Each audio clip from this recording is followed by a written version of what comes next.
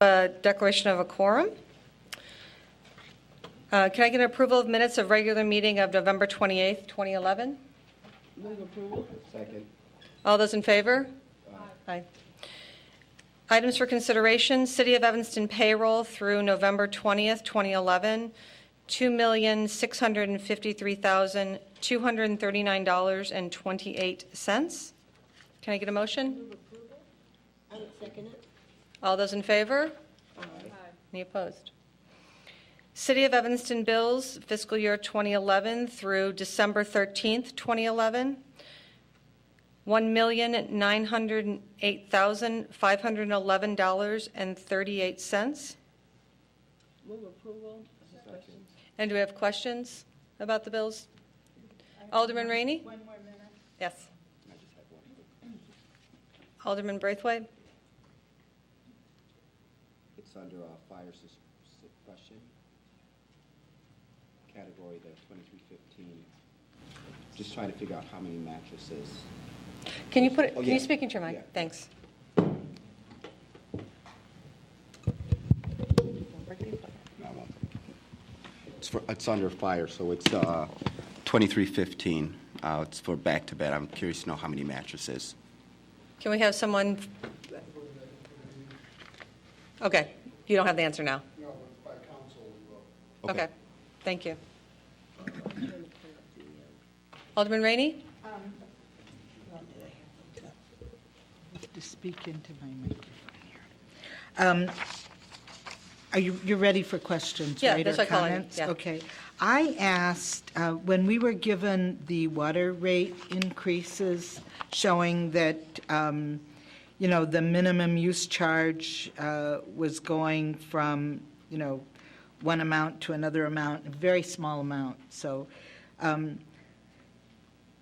what I was concerned about was not so much the water bill. I mean, I have no idea from month to month what my water bill is, but I do know what the amount is on my whole bill. So I was most concerned about the residential user with average use and the small user. So we're told that the minimum use charge is like $6.24. And the average user is the same minimum use. But by the time you get your water bill out of the envelope, the bill for the average person, average user, residential user, is $129.81. And that was the point I was trying to make with my question. Yes, compared to other communities, we're below average, actually, in water bill, in water rates. But look at our total bill. I was wondering, why is my water bill always $126 every 2 months? And now I see why, because you add it all up. So it's so important that we not just isolate these little incremental increases, like little 5% increase here, because it all adds up. And that is my point. I just wanted to show Alderman how much it really costs when you open your water bill. And we call it the water bill. It's the envelope, really. It's the bill on which the water rate is charged. But it's water, sewer, garbage, it's everything. And it's starting to be really painful. Imagine all the affordable housing that we have, and we find people who qualify for affordable housing, and then we charge them $129 or $130 every 2 months just for the necessities. So. Do you have any other questions about the Not bills? to mention the condo building with 118 units, $8,799.06. So figure the associations are really coughing up assessments. Do we have any other questions about the bills? I do.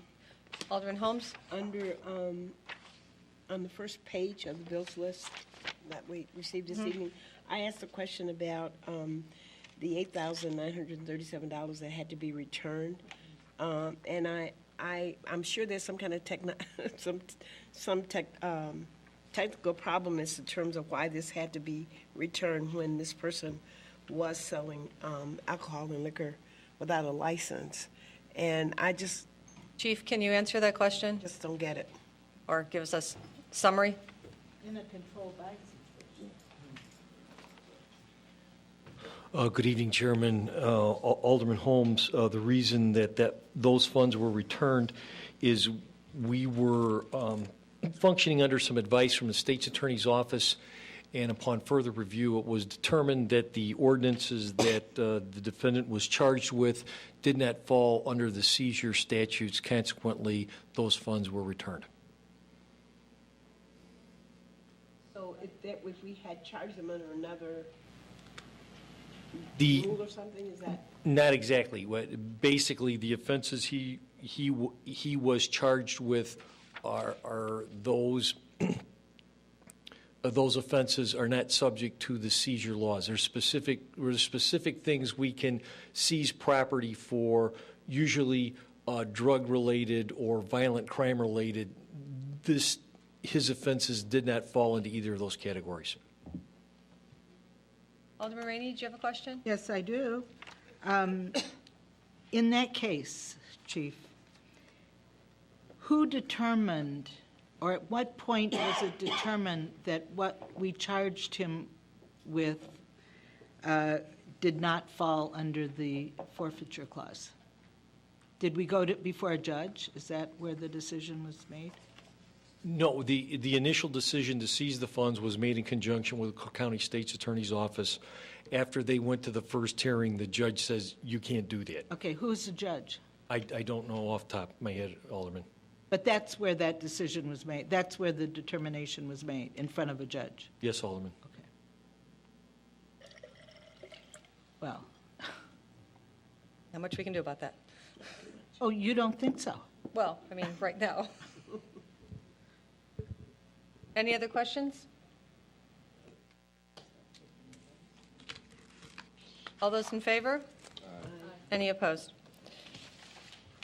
Credit card activity, period ending October 31st, 2011, $98,772.42.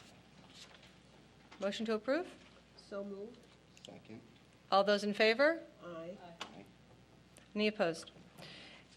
A3.1, approval for purchase of 2 license plate recognition systems from the Avrio RMS Group LLC in the amount of $118,963. Staff recommends approval for the purchase of 2 license plate recognition systems for the parking division from Avrio RMS Group LLC.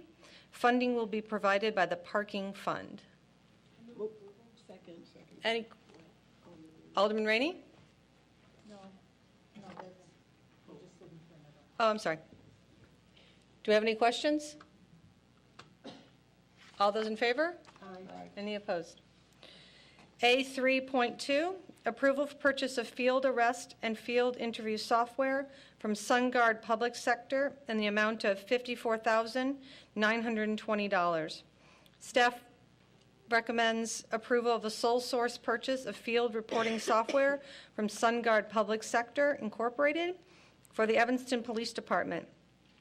Funding will be provided by the Administrative Services Licensing and Support account. Move approval. Second. Any questions?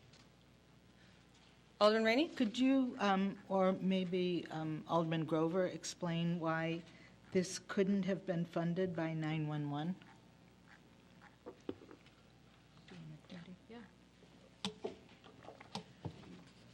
Chief?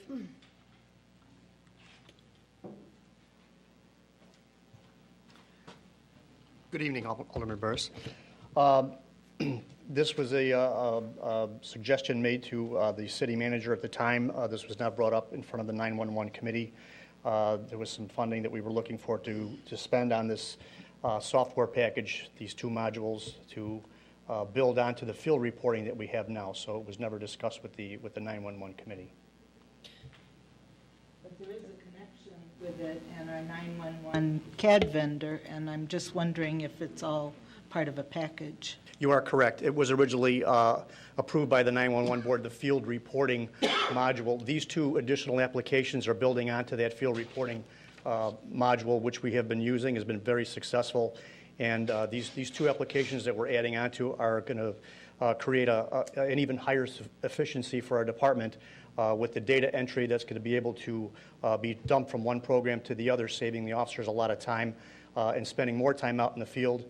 And on the field interview portion, we're presently doing handwritten field contact cards. This will also be able to have the officer do that in the field, and that information will already be placed into the system, eliminating some additional clerical work by our 911 operators and our service desk officers, entering those in the particular databases that we share with the Chicago Police Department and Cook County. Just seems like a perfect expenditure from 911. Yeah, is there any reason why it couldn't come from 911, Marty?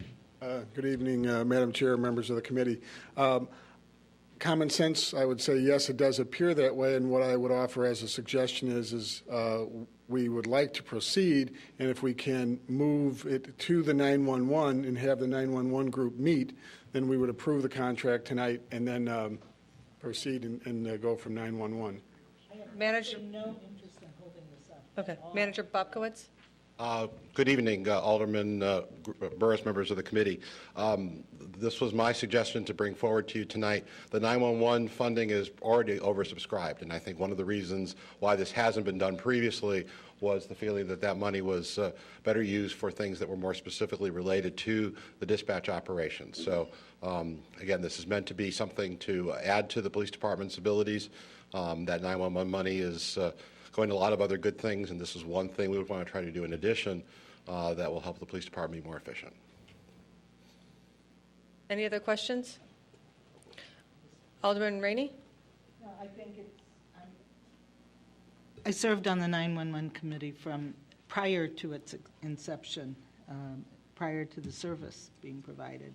And this is a classic example of what should come from the 911 fund. However, I haven't kept up, because I've not seen any reports lately, as to how the budgeting looks on 911. That's my fault, I know.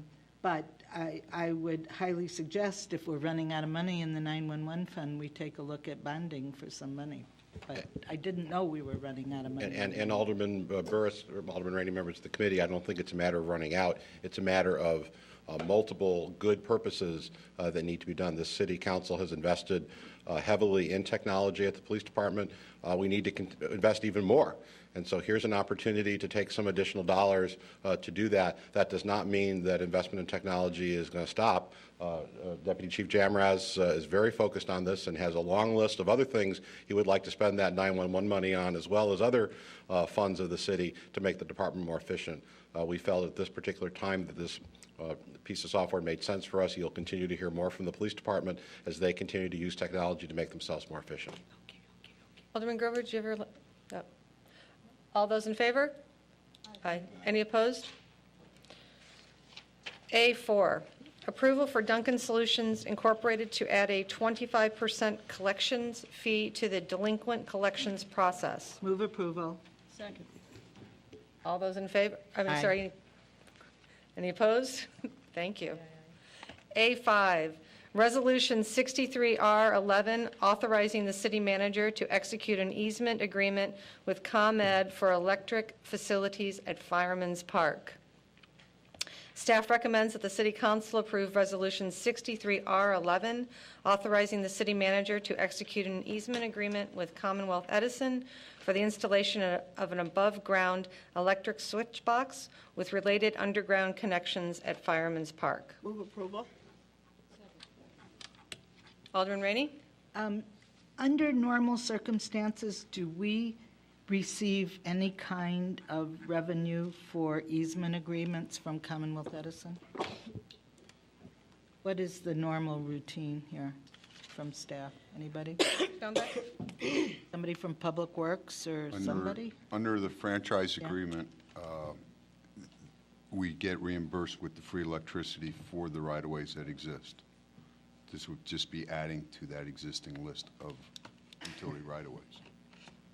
Okay, so I mean, there's a $10 fee or something we get here.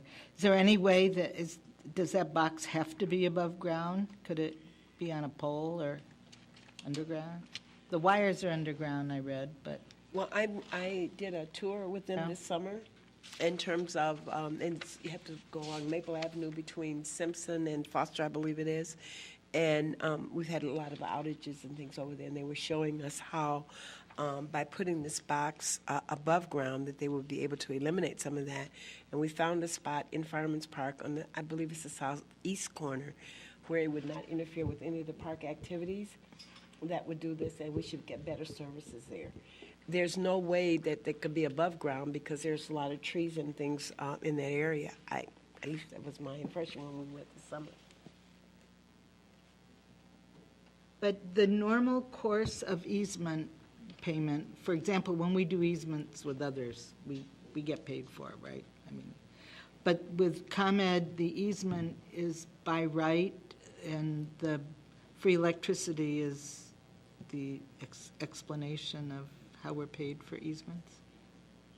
That is my understanding. So NICOR, utilities that we have a franchise agreement with, by right, get the easement, the use of our easement for their purposes in exchange for the electricity, or with natural gas, we're actually receiving the fund instead.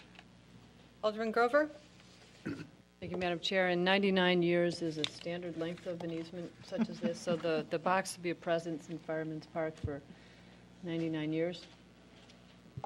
Unless they come up maybe with That's some the more modern ComEd ways in which easement, it- right. I mean, I looked through it, and there are ways that the easement goes away, but 99 years. When the Actually, the box- Roycemore. Any other questions? All those in favor? Aye. A6, Resolution 78R-11, authorizing the city manager to enter into renewal lease agreements with resident artists for studio spaces at the Noyes Cultural Arts Center. Staff recommends city council approval of Resolution 78R-11, authorizing the city manager to enter into agreements for the second year of a 3-year lease term for spaces at the Noyes Cultural Arts Center. Move approval. Second. Questions? All those in favor? Aye. Any opposed? Staff recommends renew and adoption of the following 10 abatement resolutions by the City Council. The resolutions will decrease, the amount of 2011 property tax levy needed to retire the outstanding general obligation debt. Generally abated debt amounts are funded through sources other than property taxes, such as TIF, incremental review, water sewer receipts, and parking garage revenues. And I have a point of order. Mr. Farrar, do we have to vote on each of these individually, or can we do them all at the same time? Trust me, we're doing them all the same. I would suggest a motion identifying each resolution and Okay. doing one vote to accept and move to council. Okay, thank you. Just trying to move us along. Then I move approval of items A7.1, A7.2, A7.3, A7.4 through. I think you have to say the resolution and the number. That's where we do All that. right, so A7.1, Resolution 69R11. A7.2, Resolution 70-R11. A7.3, Resolution 71-R11. A7.4, Resolution 72-R11. A7.5, Resolution 73-R11. A7.6, Resolution 74-R11. A7.7, Resolution 75-R11.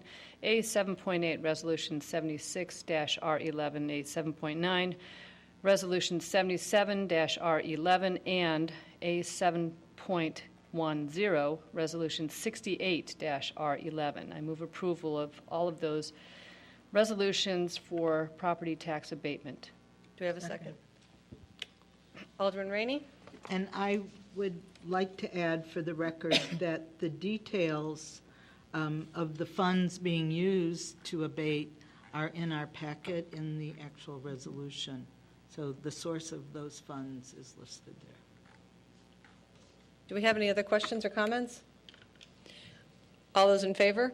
Aye. Any opposed? A8, Resolution 79-R-11, expressing official intent regarding expenditures from the funds of the City of Evanston, Cook County, Illinois, to be reimbursed from proceeds of obligations to be issued by the City of Evanston, Cook County, Illinois. Staff recommends approval of Resolution 79-R-11, by which City Council would authorize the payments related to fiscal year 2012 capital improvement plan, project expenditures up to $13,828,000 to be reimbursed by the subsequent 2012 general obligation bond issuance. Move approval. Second. Alderman Rainey? Madam Chairman, I just want to point out that these are funds that are restricted funds and designated funds. For example, TIF funds, Capital Improvement Fund, Water Fund, Sewer Fund. Other than the Capital Improvement Fund, they're dedicated specific funds that the money derived, the revenue derived from those funds can only be used for matters within those topics. Thank you for the clarification. Does anybody else have any questions? Mr. Lyons, do you want to have anything to say? Great. All those in favor? Aye. Any opposed? A9, Resolution 80-R-11, deeming certain funds in the Special Tax Allocation Fund for the Howard Hartree Tax Increment Redevelopment Project Area as surplus funds and directing the payment and distribution thereof by the City of Evanston, Cook County, Illinois. Staff recommends the City Council declare a surplus of $1.3 million from the Howard Hartree TIF District at the end of fiscal year 2011 and approve a complete analysis of closing this TIF in fiscal year 2012. Madam Chairman. You'd make a good mayor. I'm going to ask that this be tabled to a time certain, the second meeting in January. And in the meantime, I would really like for our staff to investigate the trade. I'm trying not to use any political words, but have them investigate the use of, were we to transfer surplus in this TIF at this time before it's closed to the various taxing bodies, if deducted from that money could be the school crossing guard expenditures. Might be a very reasonable thing to do at this time and would save the taxpayer, the general fund taxpayers a few dollars. Alderman Holmes. I'm wondering, since the Board of Review, I believe, will be meeting this Friday, is that correct? Would that not be a question that we would? I don't think so, but we could mention it to No, them. I'm just No, wondering, we because would I know make all that- of the districts will be there on Right. Friday, right? All the representatives. I see what you're saying, to talk to the schools about that. Yes, and- Well, we can either decide to transfer this surplus or not. I mean, Okay. so No, I just wondered. I'm just thinking this is some significant dollars, and it would be an interesting way to cover that expense, seeing that that expense is made on other taxing bodies. Just a Okay. thought. So we're going to hold it, and Okay. if that's all right with the Do you committee. have direction, Mr. Lyons? Great. Thank you. A10, Ordinance 104-0-11, authorizing the sale of surplus fleet vehicles.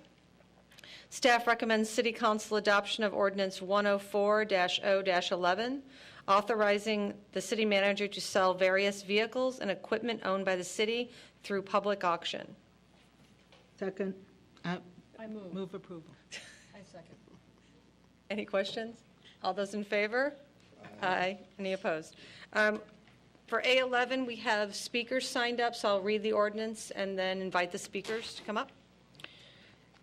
A11, Ordinance 113-0-11, amending portions of the Title 10, Chapter 11, traffic schedules relating to speed limits on Oakton Street. The 9th Ward Alderman has requested the proposed ordinance 111-0-11, by which the City Council would amend Section 10-11-2, Schedule 2, to establish a 20-mile-per-hour speed limit on Oakton Street between Dodge Avenue and Ridge Avenue. And before actually the public speakers, we have 3 public speakers. We received this evening a truck study, Oakton at Barton, and I was wondering if the Public Works, there you are.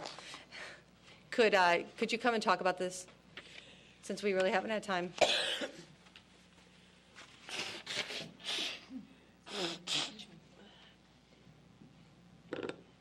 Good evening, Committee Chair, Council members.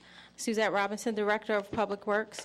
What we placed before you is a truck study that we did between December 5th and December 9th. And we picked 4 different locations at various times and basically monitored the different types of truck traffic. The first page shows the primary route with an 8,000-pound weight limit, and that's the portion of Oakton that we're discussing. And if you look at the total trucks down around the bottom, we monitor trucks at 9 o'clock during the day, in the afternoon, 3:30 to 6:30, and then from 10 p.m. to midnight. At that time, as you can see, there were a total of 41 trucks between 9 a.m. and 1 p.m., 15 between 3:30 and 6:30, and 2 between 10 p.m. and midnight. The majority of those trucks were single-unit box trucks, which is a FedEx truck, that type of delivery vehicle. And there were 8 semis. By contrast, or comparison, the next page is we looked at Custer at Mulford, which is a residential route with an 8,000-pound weight limit. And the truck counts are very similar to that of what you see on Oakton. With the same mix for the most part, 9 tractor trailers versus 8, and then 21 single box units.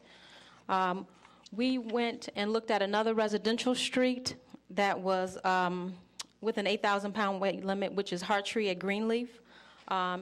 And there are 42 trucks total in that area during 9 a.m. and 1 p.m., 9 tractor trailers. They had a pretty high number of tractor trailers in that area, 14 on Wednesday. And then the last area that we did for comparison was Church at Pittner, which is a primary route. Can I interrupt you for just a second? Sure. The Hartree at Greenleaf, isn't that in an industrial area? The block that we investigate is actually residential. That's a residential Right, but it's for one block. It's right near an industrial area. I just want to be really clear about where Yes, that is. yes. So okay, I just Yeah. want to make sure that we understand. Thank you. And then we also looked at Church at Pittner, which is along a residential segment as well, which is a primary route. And you can see there's twice as many trucks and twice as many tractor trailers along that street as well. The other thing that we did when early on, I believe, Rajiv, when the first study was done in May, we didn't do the exact split out, but we did a study at Oakton, on Oakton in May, and it is roughly half the number of trucks that are present than what before we adopted the 8,000-pound weight limit. So there's actually half of the trucks present that were there before. So we like to think that the ordinance is working, that established the 8,000-pound limit. Okay, we have 3 speakers. We have Cheryl Muno. Oh, Alderman Rainey? Is a UPS truck or FedEx truck 8,000 pound? I'm having trouble, where's the Some of them can be. It depends on the size of the box truck. When they did the study, we didn't make a delineation because the driver is just eyeballing single-unit box truck. The bigger ones can be, but some of the smaller box trucks are probably not. So, But you're saying some are over 8,000, some are under? yes. Okay, but the average UPS truck has got to be less than 8,000, right? No? I don't know. know. What is it? Do you know? You never know this. They have different I'll let the police Alderman chief answer Grover? that one.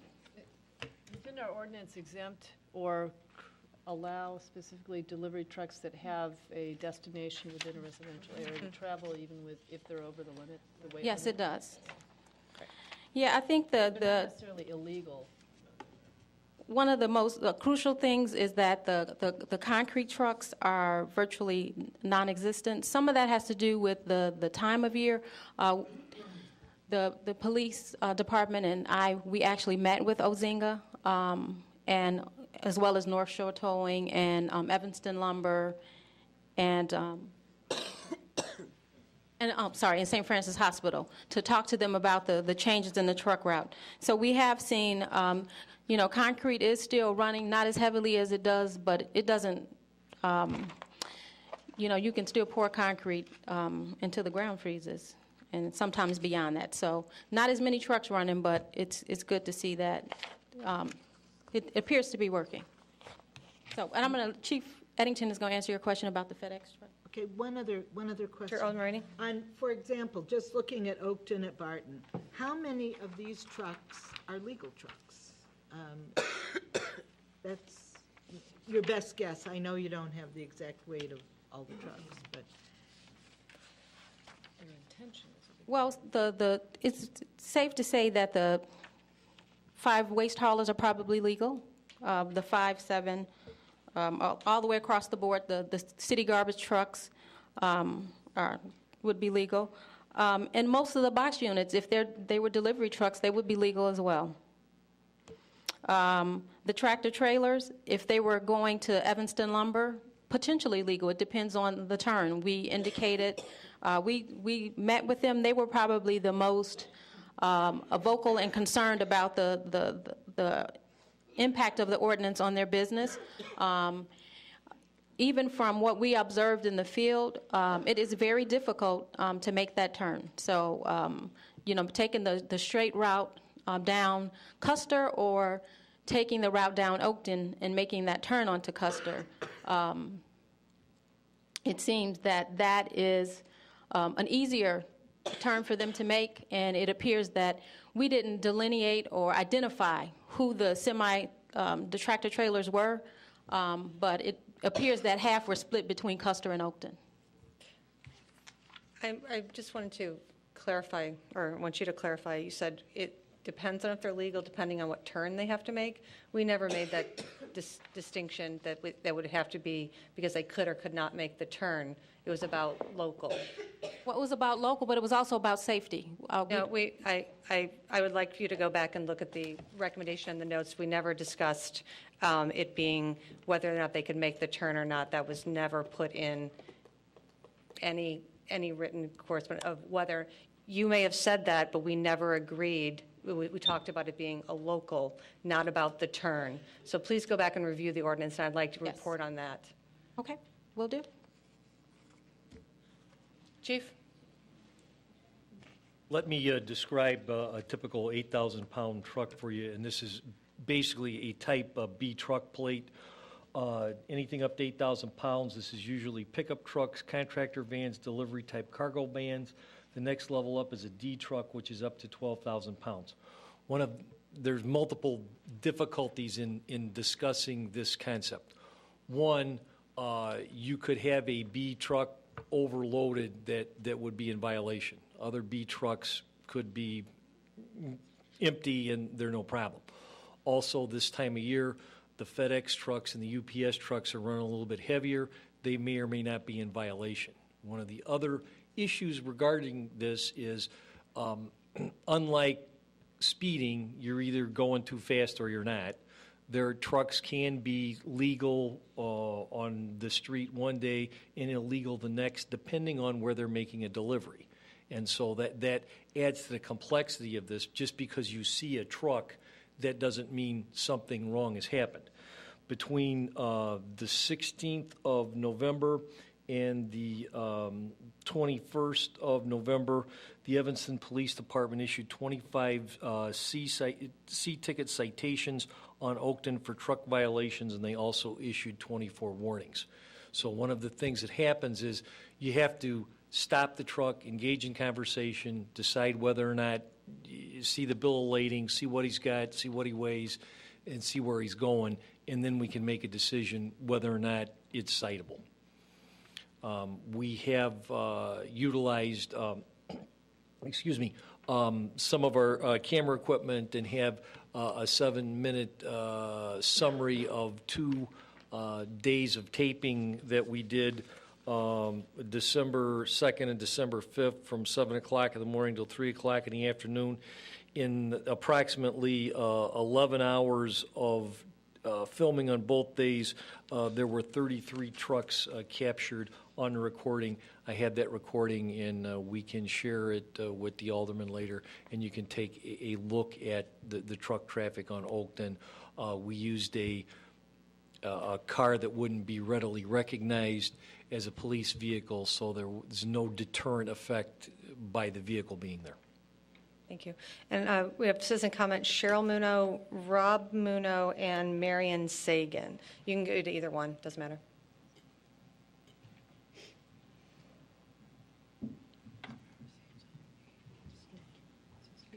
And Rob and Mary, you can line up behind if you want.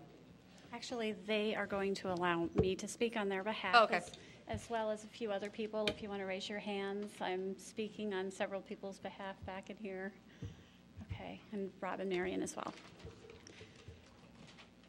I ask you that you humor me going over the 3-minute limit. So introduce yourself and your address, please. Thanks. Cheryl Muno, 1729 Oakton Street in Evanston. Okay. In May of this year, the City of Chicago appointed a new traffic czar named Gabe Klein. Previously, Gabe held the position of traffic director in our seat of government, Washington, D.C. After 1 month on the job in Chicago, the June 13th issue of the Chicago Tribune reported, and I quote, Mr. Klein said one of his first impressions is that Chicago streets have a serious safety problem caused by drivers speeding. He has observed cars going easily twice the speed limit. End quote. He plans to shake things up. On October 18th, Chicago Tribune ran another story citing concern in Skokie over Oakton Street. Skokie city officials recognized the street as a problem, and they floated the idea of reducing stretches of the street from 4 to 2 lanes, an effort that is currently not going to come to fruition, but they haven't given up. They're now in talks with Tony Preckwinkle in an attempt to take back jurisdictional control from Cook County so that they can reduce the speed limit as well as control truck traffic. October 20th brought us another Chicago Tribune article titled, City Wants to Shutter Speeders. This is an effort to introduce speed cameras into Chicago's school and park zones because speeding is a problem and child safety is at issue. Legislation was introduced by House Speaker Michael Madigan and was easily passed through our Illinois House and Senate. The bill currently sits on Governor Quinn's desk awaiting signature. These are 3 specific examples that nearby cities are recognizing an issue with speeding. This is that we are here tonight before this committee is a surprise to residents who had previously been told that a permanent 20-mile-per-hour speed limit was already approved. Not only were we told we were getting a permanent 20-mile-per-hour speed limit, but we were also told the city was purchasing a sign that measured driver's speed and flashed the word slow down when they were over the limit. All of this was going to be done and in place on or around September 30th. In mid-October, when none of these actions materialized, we queried the city and were told our traffic division had changed one sign from the 30-mile-per-hour sign to a 20-mile-per-hour on school days when children were present, and they considered that their job was done.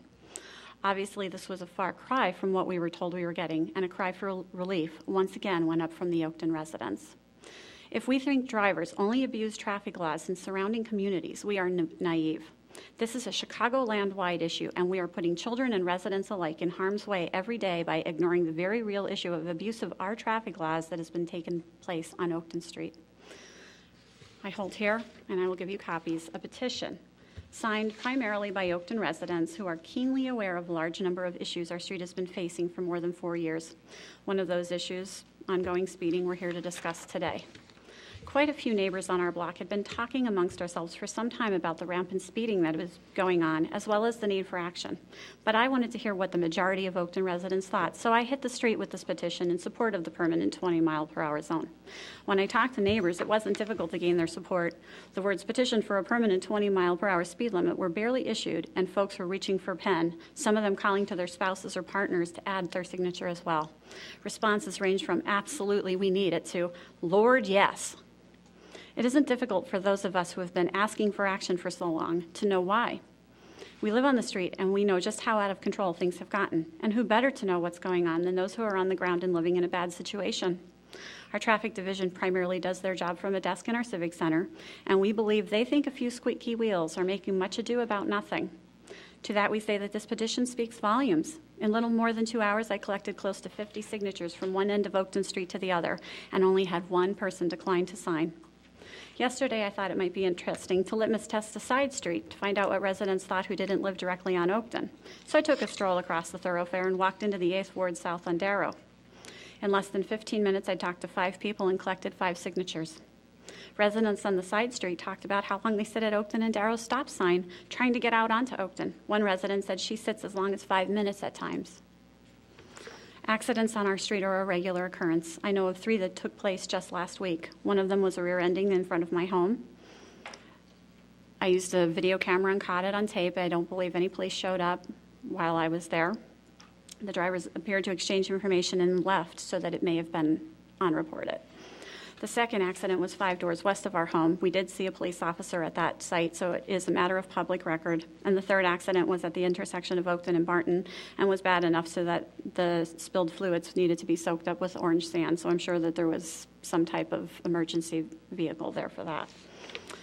We have twice had vehicles run up onto the sidewalk in front of our home due to an accident in the street. There would have been 3 such occurrences, but our car, which was parked in front of our home, acted as a blocking device and kept the offending vehicle at bay. On that occasion, our parked car with less than 50,000 miles on it was totaled. Fortunately for children everywhere, the only living thing harmed during those accidents was the tree in front of our home, which still bears the scar where it was brutally run flat in its very young life. Residents on Oakton are aware that we have 3 schools, 2 school playfields, and James Park all jutting up against our street. And now we're talking of adding an indoor sports facility. On a regular basis, the street is a magnet for young children, so we keep safety in mind every time we travel its length. Further, residents are aware that school zone fines are $500, thus we have more than safety as our motivation for adhering to the school zone rules.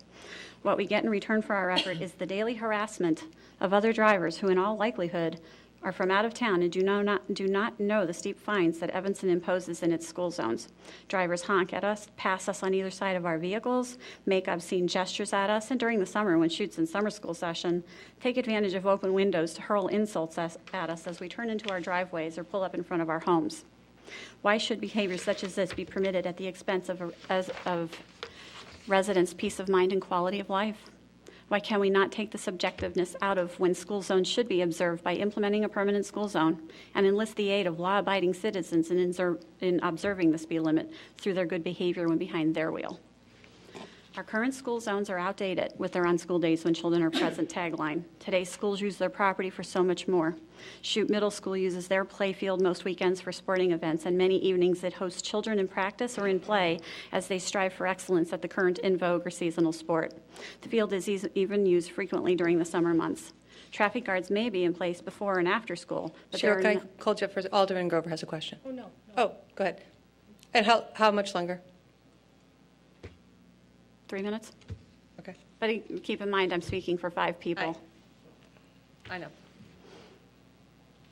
Traffic guards may be in place before and after school, but there are none on duty after hours, on weekends, or during the summer months when the parks and playfields have a high level of foot traffic. Bearing this in mind, our school zones should sport a permanent 20-mile-per-hour zone, for I do not know a bigger priority than keeping our children safe.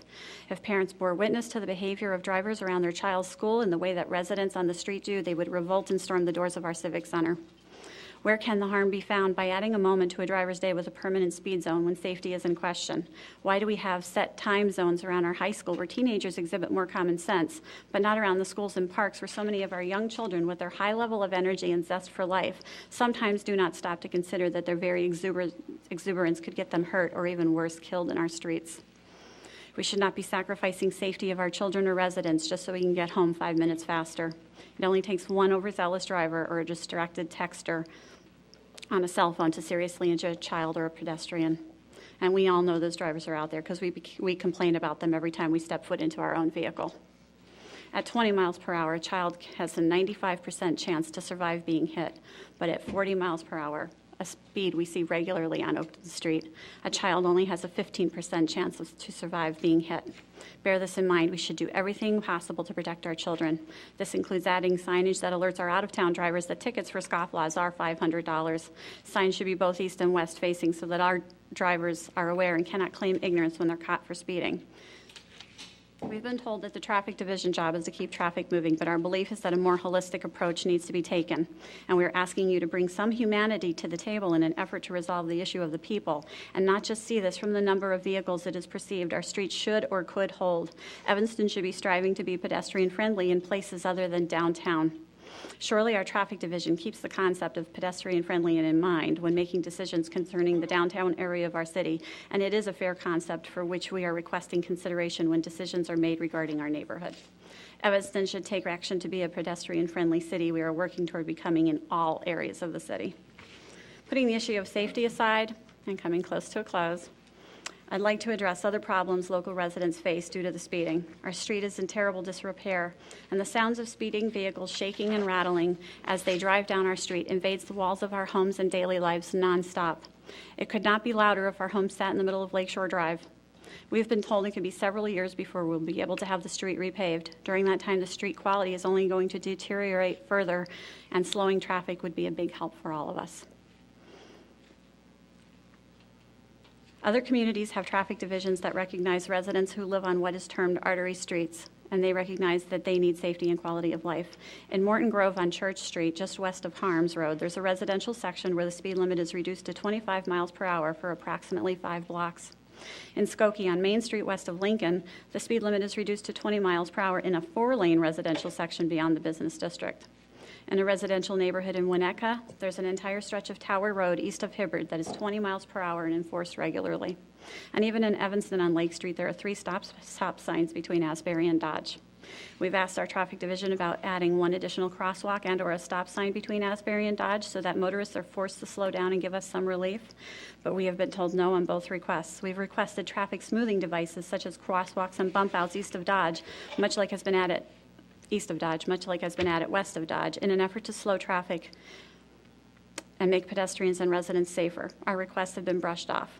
Residents have been asking for help for over 3 years regarding our issues, and our frustration levels are mounting. Now residents are asking you, our Administration and Public Works Committee, to please respond with an answer that will give us some relief on our street. Thank you for your time. Alderman Grover? Well, I can say that the challenges that Ms. Muno describes are not localized on Oakton Street. And it's pretty clear that lack of consideration and rudeness and road rage and speeding and distracted driving is endemic everywhere. And our police department does its best job, the best job it can to enforce the laws that are on the books. Just around Evanston Township High School in these couple of weeks, we're doing a specific enforcement effort on distracted driving and speeding with the collaboration between the Evanston Police Department and ETHS Safety Department, with new signs that have been posted along the perimeter yard signs to alert people the fact that it is a school zone and caution is required and obedience is required in the school zone. So I agree, and I don't know what can be done about the way people drive these days, and it's changing driver behavior is a big part of it. And I don't know if speed limits, speed humps, the traffic calming is always the answer, but it does work in some cases, I will agree. Our traffic engineers, I think, in the city of Evanston, working with them over the last couple of years, I found that they are not in the business solely of facilitating the movement of traffic. I think actually our traffic engineers have been on a number of occasions really very creative in alternatives to those traditional traffic calming devices and look at a bigger picture of what causes traffic on Oakton, for example. Where are cars coming from and where can we redirect them so that they don't find Oakton every time? The fact that it's along the schools, though, is the hardest part for me, and I sympathize because I've been working on traffic issues around Kingsley Haven since before I was on the city council, and I understand your frustration.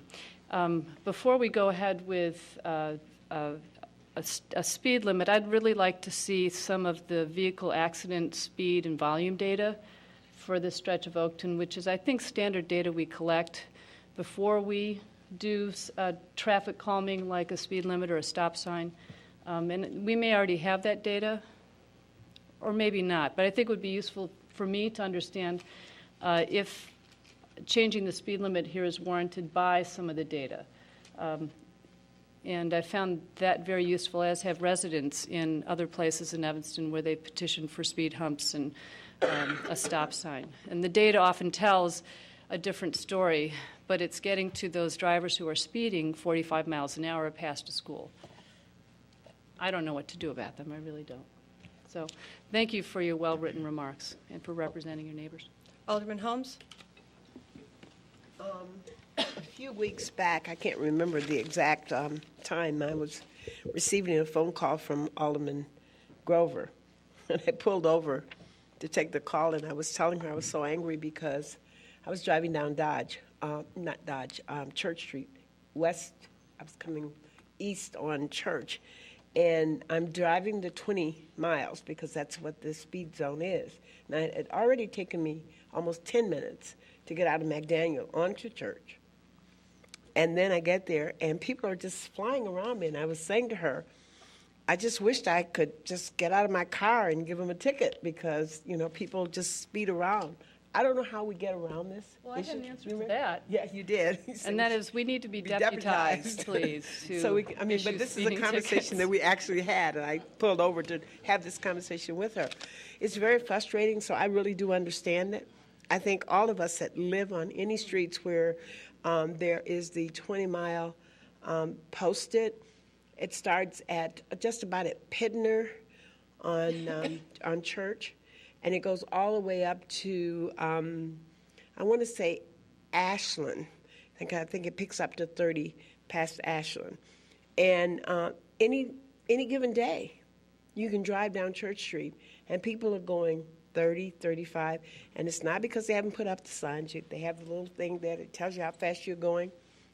People don't pay any attention to it. I mean, they just fly through our city. And I don't know, sometimes if there are officers there, of course, they get tickets, but they can't be there all the time, and I think we all know that. And I don't know how we get this message across to individuals who a lot of times I don't think live in our city. They might work in our city, but they're in such a rush to get to their jobs or their appointments or whatever, they just fly down the street. And it's very, very difficult. And there's a lot of activity on Church between the high schools, south side, which is where you'd have the field and the high school, but on the north side is a football field. So the kids are constantly going back and forth, as well as people who live in the area, kids who go to school, who attend lab school. Also, some kids walk to Betsy Rhodes, Walker, and I forget the name. It's another one over there somewhere. But anyway, there's 3 schools that kids will walk to from the 5th ward as well as the 2nd ward, I believe. And it's very, very difficult. We've been talking about it. I know they're doing a traffic study at McDaniel in Church to see if we can get another sign there just to try to slow the traffic so kids can get across the street. And it's particularly hard in the mornings. So I don't know. I just want you to know that we understand it and we see it. I just don't know if we have an answer. I'm not sure that the 20-mile posting is going to do it because these are all posted 20 miles now. Alderman Rainey?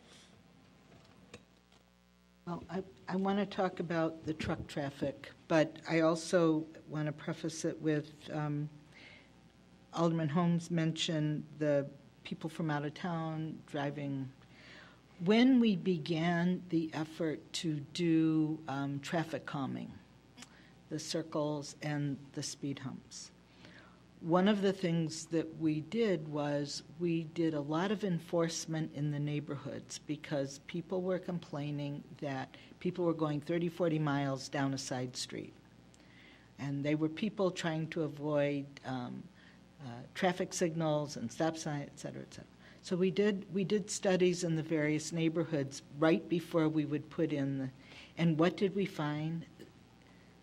The violators were us.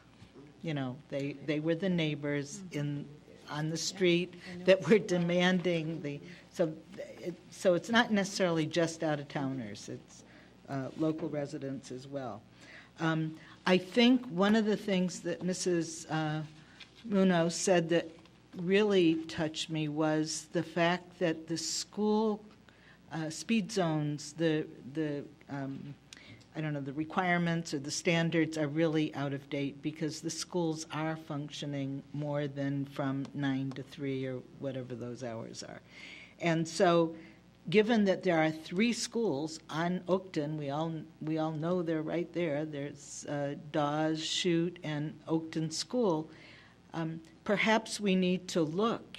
I don't know if we're restricted by state legislation or if we can make up our own rules about school zones, but I think that would be an interesting way to address speeding in school zone areas, because I'm sure that speeding in a school zone carries a larger penalty than otherwise. Maybe not, but I think it probably does. But let's talk about the truck traffic, because my understanding from most of the complaints, it was too many trucks going on too many trips too frequently, and then I guess too fast. What I want to know is, I think the important thing isn't to know how many trucks were traveling, but how many trucks were illegally traveling on this road. And if we're looking at this chart, and I'm looking across Monday, Wednesday, Thursday, and Friday.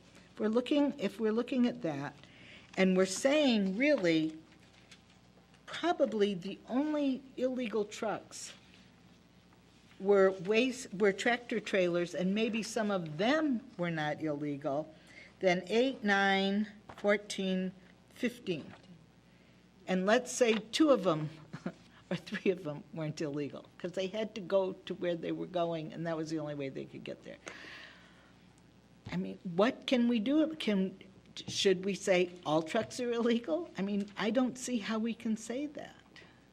People have to get their deliveries. They have to get their FedEx. The elderly couple with the landscaping crew, you got to get to them with your truck.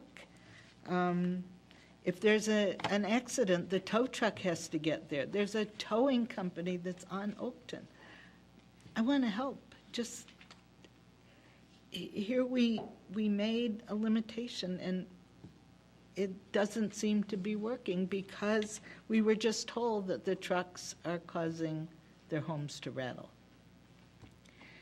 And maybe repair of the roads would help. I don't know. Right. Yeah. Any other questions? And just one other thing, I don't live in an area where I live a half a block from Howard Street and half a block from Dodge, so I'm very familiar with traffic.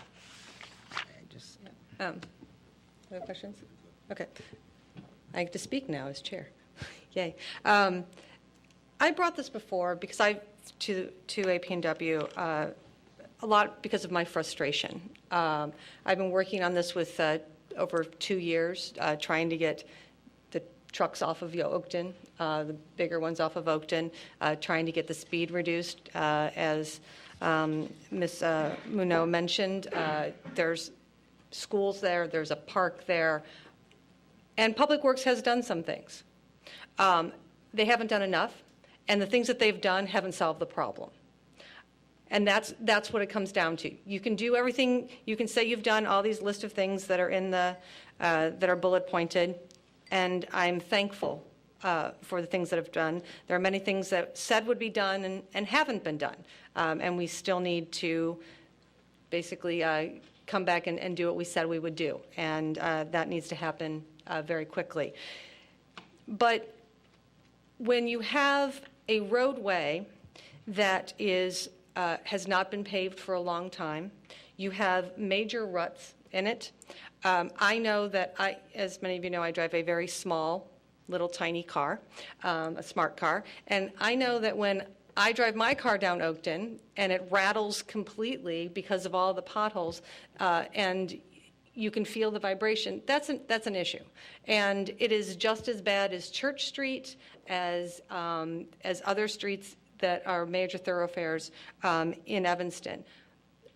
But I know that we financially cannot afford at this point to do, I think Director Robinson told me it would be $1.8 million between Dodge and Ridge to repave that entire section. If you repave the road, the vibrations wouldn't be as big of a problem. But we don't have $1.8 million. Unlike the request for the Tiger II money to repave Church and take the capital improvement dollars from other parts of the city, I'm not asking you to do that. I'm not asking you to take anything away from your wards for capital improvement for streets. What I'm asking you to do is give some relief to people on Oakton. If we can reduce the speed limit, it will reduce the vibration. The less fast the vehicles are going, the less likely that they're going to cause vibration. I realize from the police department it's going to be hard to enforce. We put things on the books and we need to enforce them. I'm not sure that we could say, well, it's going to be tough, so we shouldn't do it. If we can't fix the street because we financially can't fix it, we need to find a remedy that will help this situation. And I don't think Public Works has come up with that remedy. So I'm asking for the 20 mile per hour as a possible other remedy to give people on Oakton and right off of Oakton relief. Is it a permanent, is it the best solution? Maybe not, but it is a solution that we can do without spending $1 of tax money. If anything, we might gain more tax money if we have police out there enforcing the 20 miles per hour. So I'm asking you, help out here. I reported to both the chief and to Director Robinson. It was probably 2 months ago, the tow truck flying down Oakton, I'm standing in the crosswalk ready to walk across the street. This tow truck comes flying by, almost hits me. I'm in a crosswalk. Okay, they have no respect. We hear that we've talked to them. They're not paying attention. They're not adhering to the get off of Oakton after east of Dodge. So we need better enforcement, and we need a way to help give these people relief. Alderman Rainey. Well, I would like to give you something from my ward. And I consider Oakton part of my ward. I don't care what you say. I love Oakton. I think it's a great street. There is a huge surplus in the Howard Hartree TIF. And people who live in that area who are impacted by that TIF use Oakton all the time. And I think it would be interesting to have a conversation with the two school districts and say, look, here are a few things. We're going to give you this money, but here's a few things we'd like you to spend it on. We'd like you to spend it on repaving Oakton and crossing guards. I mean, the longer, this is a public works issue that really needs to be addressed. The longer you wait to pave a street, the more expensive it becomes because the base begins to deteriorate and it becomes a worse and worse problem. So the sooner we do it, the better. And I did see in the report from the Public Works Director that there is a commitment to redo that street within the next 5 years if we do certain other things. So, that money is available now to disperse to the school districts, and I think they should consider that. that we can't join forces, and that the City School Liaison Committee can't have a big conversation about this, I think the time has come. So, Thank you, Alderman Rainey. you're welcome. Alderman Braithwaite. Sorry. Just a quick question for Director Robinson. Can you tell us when that section of Oakton is scheduled to be repaved? We don't have a date certain yet. We have a contractor that's coming in evaluating all the, for 2012, and then we'll come up with a 5-year plan. Okay. And just to follow up, I think this is just for the chief, because I experienced similar situations on Church Street. Do you any sense of how many tickets and accidents have been recorded on that stretch of Oakton? And if you do have that information, where does it fall with the other major intersections in town? I don't have that information off the top of my head. I think, though, that no intersection along Oakton has made our top 10 intersection list. If you look at our annual reports that are online, you can go back and see the top 10 intersections where we do a lot of business. And I don't recall any from Oakton being there, but we will certainly produce that information and get it back to the committee. If I may make a couple of quick comments. Traffic engineers usually do this part, but I want to mention the 85th percentile. This is a concept in traffic control that essentially 85% of the drivers go the correct speed for the roadway. Now, what defines that is a driver's vision. If you are comfortable at a certain speed, it's based on how wide the road is and how much you can see, because you can react to perpendicular events to your automobile. And so most people, that 85%, will drive the correct speed for that roadway. Now, there's a 15% of people that aren't going to get the message no matter what we do, and we will give them tickets when we catch them. One of the things I'm terribly concerned about is over-promising and under-delivering if the decision is made to make this 20. Just in the anecdotal evidence that's been cited by members on the dais is when you're actually doing 20, everybody's blowing right by you. And so I don't know that even if we change the signs, that's going to address the concerns of the residents. And I do want to agree with Alderman Rainey's characterization that this is a public works problem, because we're trying to use a police tool to fix potholes, and we're really bad at it. You know, she's really good at it, I'm really bad at it. And so as we look at this, it's engineering and road surface that need to be addressed, because the bump outs do work, because going back to that 85th percentile, when you narrow the road, the cars slow down. If you're familiar with the Jewel on Chicago Avenue, there's a bump out there, and that has significantly changed that speed of those vehicles, and that is a very congested place with Jewel, Whole Foods, and the gas station right there. You should just stand there some Saturday afternoon. It's an interesting traffic flow.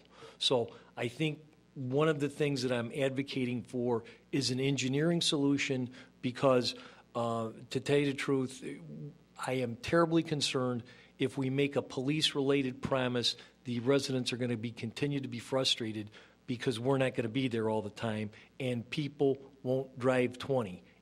I've driven that roadway numerous times getting ready for this presentation, and you're going to be doing 31 to 32, and that's with or without traffic, not in a hurry.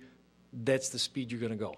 And the last thing I want to suggest to the members on the dais is that if we engage in rigorous enforcement on this roadway, I don't believe our conviction rate will be that stellar when it gets to court in Skokie. The judges will they will perceive this as a revenue generator and will miss the legitimate concerns of the residents, and that will have an impact on how successful we are in enforcing this. And so what I'm asking you in a very long, drawn-out way is this the right tool for what we're trying to fix? We have Alderman Holmes, then Alderman Grover, then Alderman Rainey. I just wanted to ask, if I'm not mistaken, in that Oakton area, would the posting say 20 miles when children are present?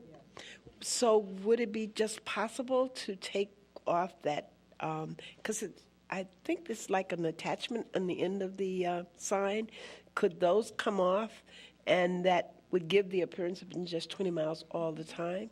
I don't know. I'm just asking that. Yeah, I don't see why. Do you know what I'm saying? The sign says 20 miles when children are present. Could that, when children are present, be taken off, and then it would? The state law. Oh, it's state law. Okay. And I wanted to point out one of the things that when it says when children are present, it's whenever they're present, whether it's the weekend. It's not about when school is in session. So I wanted to clarify that as well. Okay. So whenever children are present, the speed limit, and they can get a ticket. Alderman Grover? Thank you.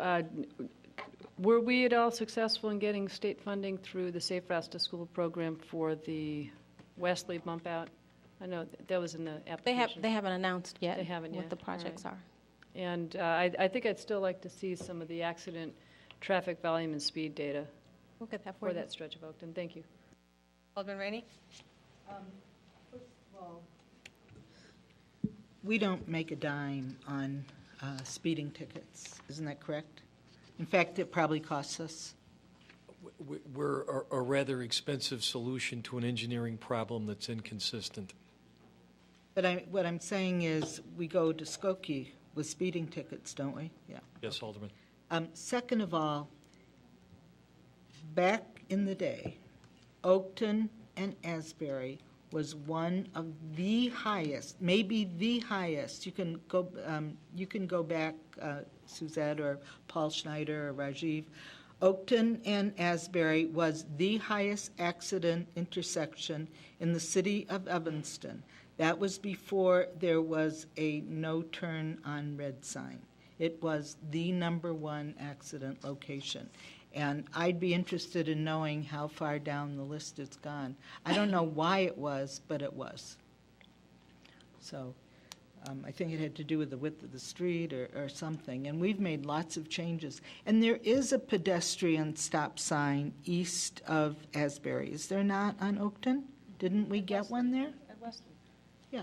Ray Wesley. No, there's no Yeah. stop sign. Stop Wait. for East of Asbury on Oakton, there is a pedestrian stop, one of those new red stops. Oh, yeah, the pedestrian stops. I'm Yes, sorry, I thought you meant yes. stop sign, stop sign. Yes. Yes, No, stop for pedestrian. yeah, absolutely, yeah. And I would say 50% of everybody stops there, whether there's a pedestrian or not. No, not that Well, one. okay, but- when I'm there, because I'm saying, why don't you read the sign? Just kidding. Any other questions? But they're not supposed to stop if there's not a pedestrian. Right. You don't need to stop them. Director Robinson, of the bullet points that you listed about what will be forthcoming as far as bump outs, crosswalks with the sign in the middle, the flashing speed limit signs, Yes. could we actually get an exact date for when those things will be happening? Because as you know, I was told it would happen in the fall, and it hasn't. And so I would love to have a real timeline that I can rely on. Okay. The And signs can I- were ordered in the fall, and I will get you we'll talk to the manufacturer and get the exact delivery date and provide you with that. The bump out is based on, it's not in the CIP for 2012, and it's based on the grant funding and whether we receive anything from the state for Safe Route to Schools. Can I ask you then to the things on these bullet points that would require funding? Could I have the amount of that funding? And when we go to talk to the schools about using the Howard Hartree TIF dollars to explain to them that it will help school children and it will be safer, that we have a list of what that would look like for them. We'll do Thank it. you. We have a motion and a second on, no, we don't? No. We didn't do anything. It We was started just a talking. suggestion. A good one.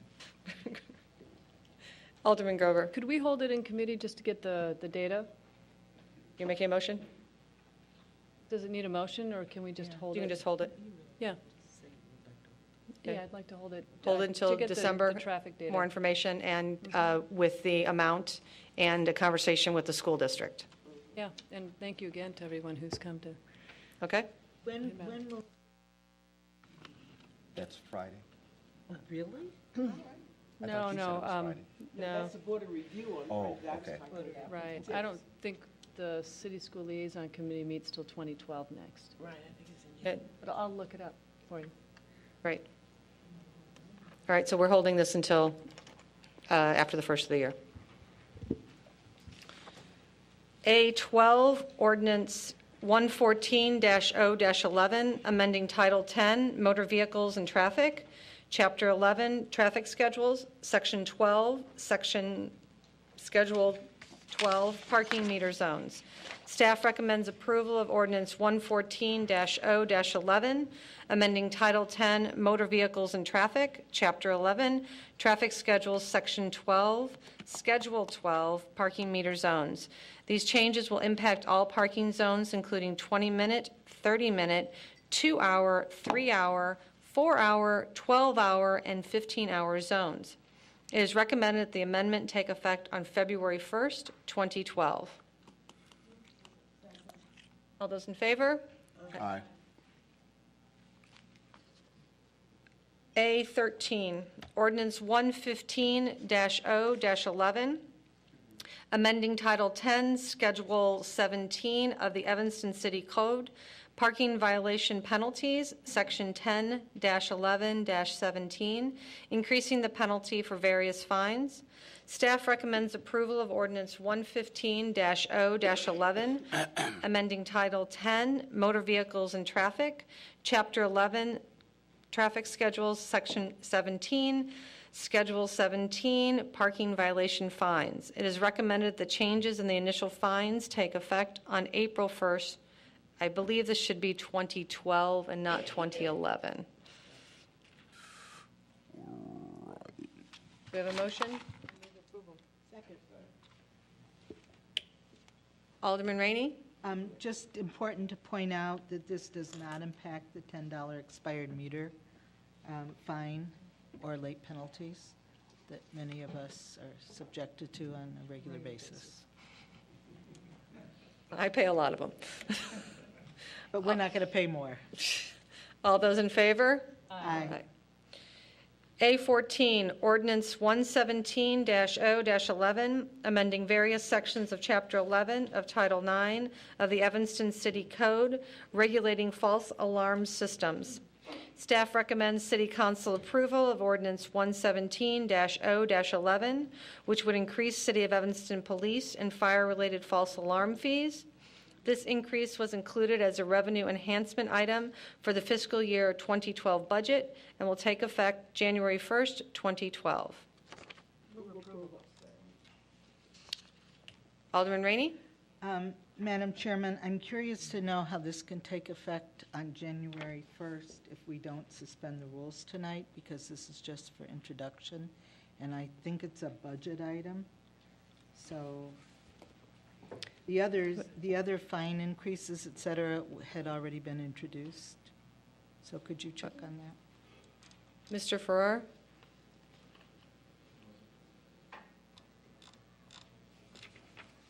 I mean, we can suspend the rules, no problem. I mean, we don't have. Let me pull it up on my computer, Madam Alderman. And in this lull, I can Yes. tell you that the City School Liaison Committee meets next on Thursday, February 16th. It's a quarterly meeting. Let's see if we can get a meeting with the city manager and others before that Yeah. time. It can be just an administrative meeting. Yeah. We're not asking to suspend the rules. Yeah. Assistant Manager Lyons indicated we can make this effective February 1st, so we will make that text amendment to the body of the ordinance when it comes back for action on in January. Okay, so you still need a approval here? Correct. Okay. All those in favor? Aye. Any opposed? We have one public comment on this next item, so we'll read it through, and then have public comment. A15.1, approval to reimburse the Department of Housing and Urban Development, HUD, for fair market value of property located at 1817 Church Street. Staff recommends that the City Council authorize the city manager to reimburse HUD $220,000 from the West Evanston TIF for the Community Development Block Grant investment in 1817 Church Street per HUD regulations. I would like to move approval, but I know Alderman Holmes. Well, she said you have public comment. Yeah, I was going to do. There are five items on here that are affected, so. Absolutely, and I'm certainly going to move to table this to our January meeting because there are questions that I have that I have not answered. I'd like to pass those along to staff so that they could come back with some answers to those questions. I certainly want to publicly say that I think this is a great project. I certainly want to support it.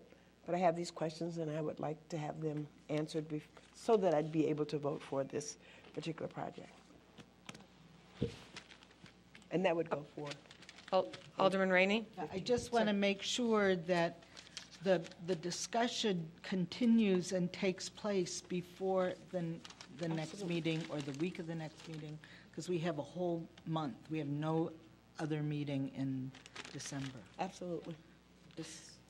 And that in the meantime, that staff come back to us and tell us the plan for maintaining this building. I mean, there's supposed to be some pretty cold weather, so I just want to make sure that we don't turn over something that's in worse shape than it is when we finally do approve this. Well, I would expect that staff would do the same thing that they did last year in terms of maintaining the building. But I until don't the think, eventual- they probably haven't kept up with that, Well, given that let's they were hope that going to they- get rid of it. As part of that, Steph, can we also have an estimate of how much it's costing us per day to maintain this building? And I will ask the person, Mr. Lineweber, do you want to hold off your comments? And there you are. I knew you were back there somewhere. Until next meeting, or would you like to speak this evening? No, that's fine. I just would like to identify that the whole group once again is here for, so everybody can stand up for the sixth time or seventh time. And so we continue to be cohesive, we continue to be organized, we continue to be anxious to move forward with the project, and we're certainly present to answer any and all questions that the committee might have related to the project. And I want the record to reflect that, I believe, 9 members, am I counting? 10, I'm sorry. Somebody's hiding in the back. 10 members of the Evanston North Shore Contractors Cooperative are in attendance at the meeting. And Alderman Rainey? And is there any way we can get the questions answered today? No, I don't think so, because I've already discussed this. I raised some of these, and one of the members did call me, I think was at 4:30 when I was, a little bit before 4:30 when I was on my way here, and I did speak with Mr. Lineweber this afternoon as well to let him know that I would be asking for this to be held or be tabled. I think table would be better until the next meeting. In fact, we can do a date certain, and then we'll make sure that it's done. If that would be more helpful to you, Alderman Rainey. So I'm assuming it's A15.1 as well as A15.2. Absolutely. All 5. There are 5 of them. Okay. Keeps going down. It's only 2. The council agenda. It's only on this. It's only 2. Yeah. Right, but I'm talking about the council agenda. There's 5 items that pertain to this. Okay. Do we have a second on the table? Second.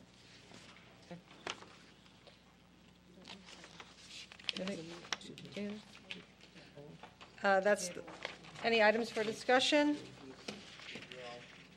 Pardon?